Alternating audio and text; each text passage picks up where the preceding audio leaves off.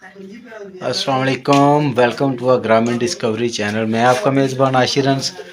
और आज जनाब हम घर में चावलों के जो लड्डू हैं, चावलों की पिन्नी जिसको बोला जाता है, वो आज हम घर में अप्लाई कर रहे हैं। उसका क्या तरीक़ेकार है, ये सारा कुछ आज हम जो है वो आपके साथ शेयर करेंगे कि आप चावलों की पिन्नी जो है वो आप किस तरह से इसको जो है वो घर पर तैयार कर सकते हैं। सर्दियों की ये एक बहुत ही मशहूर सौगात है चावलों की पिन्नी, और इसको जो है वो मेहमानों को जो है वो भी दिया जाता है। लड्डू भी इसको चावलों के जो है वो बोलते हैं। तो ये एक सौगात के तौर पर जो है वो अपने रिलेटिव को जो है वो भेजी जाती हैं। तो वीडियो की तरफ जाने से पहले आपसे गुजारिश है कि आप हमारे चैनल ग्रामीण डिस्कवरी को सब्सक्राइब करें, लाइक करें, कमेंट करें कि हमारी वीडियो आपको कैसी लगती है, और कमेंट बॉक्स में हमें लाजमी बताया करें ताकि इसी तरह की मज़ीद वीडियो जो है वो हम आप तक जो है वो पहुँचाते रहें। जी।